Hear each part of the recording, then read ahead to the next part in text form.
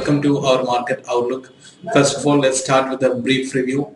Rise in select oil and gas and bank shares in late trade led a recovery in benchmark indices, which saw the Nifty closed above a psychological level of 6,000 mark for the second straight day. On last Friday, the Nifty ended at the 6,016 level, which was up 6 points from the close of Thursday. Sensex closed at 19,784, which was up 20 points. The two indices had traded marginally in the red throughout the session due to weak cues from the overseas market after minutes of US Federal Reserve's December meeting reveals that many members were either sensing a slowdown or a halt to the halt of central banks' bond buying program by the end of 2013. The market breadth, which indicating the overall sentiment of the market, was a little bit negative. On the NSE, 712 shares advanced and 739 shares declined. Top NSE gainers were GAIL India, which was emerged as the top gainer on the NSE, followed by GAIL, Bharat Petroleum, ONGC, and BHEL. Top NSE losers were Tata Steel, Jindal Steel and Power, Hindalco Industries, Sesagova, and HDFC.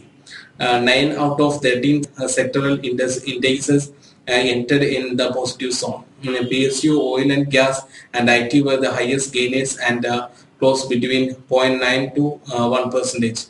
Metals recovered a bit in the last hour of trade, ending lower by 0.92%.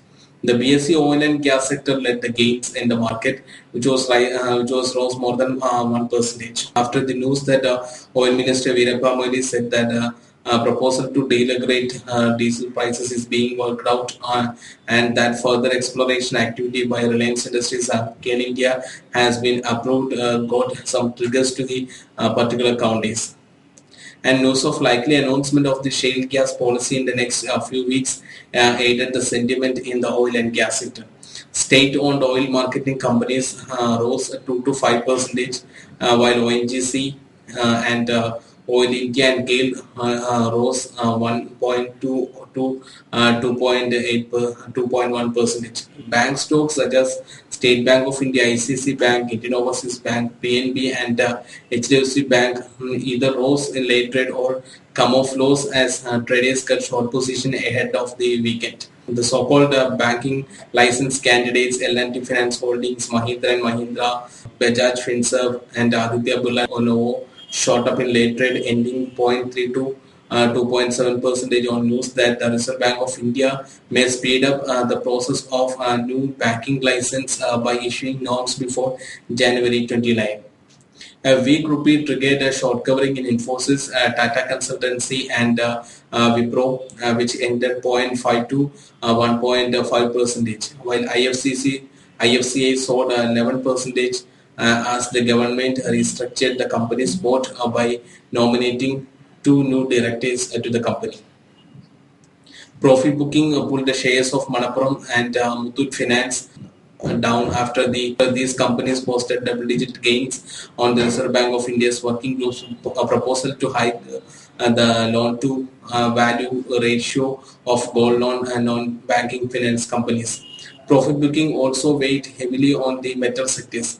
Tata Steel down 2% at 433, which was the worst hit on Nifty. Week ahead, Q3 December 2012 results of India Incorporated is the next major trigger for the stock market. Investors and analysts would closely watch the management commentary that would accompany the result, which could cause a revision in their future earnings forecast of the company for the current year and the next year. This week, Gujarat NRI Corp, IndusInd Bank, and Syndex will report their quarterly numbers. But among the large caps, the first one to detail its earnings will be Infosys, which will be announced on January 11th. And Axis Bank will announce its result on 15th January. Bajaj Auto will announce its result on 16th January. HDFC Bank unveils its result on 18th, and HDFC and Asian Paints will unveil its result on 21st January. So all these results, data, and expectations on the result may give some stock specific actions in those particular counties. And this week we have another important data, IIP production data for the November, which will be also announced on January 11th. That is also considered as a major sentiment driver in the market. Among the stocks, information technology shares will largely align themselves according to movement in the rupee and earnings expectation from the sector. Infosys management had reportedly told some analysts in December that company's 5% revenue growth guidance for the 2012-13 April-March quarter could be at risk. IT companies' operating margin is expected to decline sequentially in October-December quarter due to rupee appreciation and lower utilization rates, and revenue growth to be limited to 2.5 to 2.9 percentage quarter on quarter, partially due to the impact of Hurricane Sandy.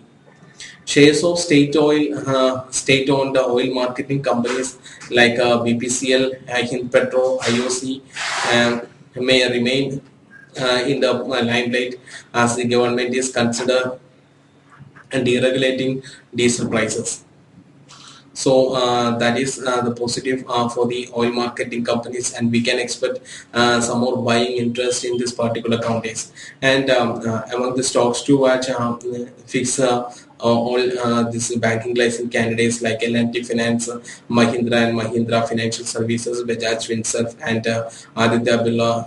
All these counties are seen as investors pick for the short term. Today, coming to today's outlook, today market may react to the influential US non-farm payroll data for December 2012, which was released on Friday. US stock indices entered higher on Friday as data showed that the country's unemployment rate in December was flat sequentially, indicating that the labor market was recovering. And the US Labor Department reported the non-farm payroll, non-farm payrolls data, which was rose by 1,55,000 in December, but unemployment rate was unchanged from November's revised number at 7.8 percentage. And tracking US employment data and the weakening in Asian markets are trading mixed, so we can expect a flat opening in the market, and further trading will be in a range bound unless it breaks above psychological level of 6,050. So last few section we faced a stiff resistance at 6,050, so which is still acting as a major resistance, and today we need a convincing close and a follow up to say that the market is in its ongoing bullish trend. Otherwise we can expect some profit booking at 6,050 levels, but if we get a convincing close above 6,050, we can fix our next target level of 6,100 levels. So our second target for the Nifty 6,100 level is still intact, and one can accumulate Nifty future if we break above that, if we close above 6,050 for a target of 6,100 range in this week. And today action also likely to be stock specific as major results season kickoff with the Infosys result this week. So that's all from my side. Thank you. Have a nice trading day.